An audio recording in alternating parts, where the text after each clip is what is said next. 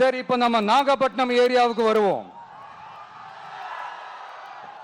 இங்க இருக்கிற மண் வளத்தை பாதிக்கிற இறால் பண்ணைகளை முறைப்படுத்தணும். அப்பதான் மீனவர்களோட வாழ்வாதாரமும் விவசாயிகளோட வாழ்க்கையும் பாதிக்காம இருக்கும்.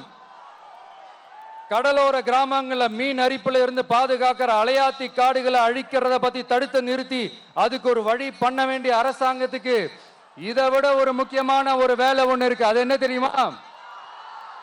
சொந்த குடும்பத்தோட வளர்ச்சியும் சொந்த குடும்பத்தோட சுயநலமும் தான் அந்த முக்கியமான வேலை. இங்க இருக்கிற மக்களுக்கு குடிக்க தண்ணி இல்லாம தவிக்கிறாங்க. அதுக்கு தீர்வா காவிரி தண்ணியை கொண்டு வரலாம். மக்களோட தாகத்தை தீர்க்க கொண்டு வந்தாங்களா? இவ்வளவு பாரம்பரிய கடல் சார்ந்த ஊர்ல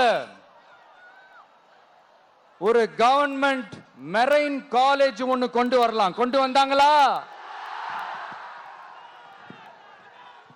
மீன் சம்பந்தமான எந்த தொழிற்சாலையும் அமைக்கல. அமைச்சாங்களா?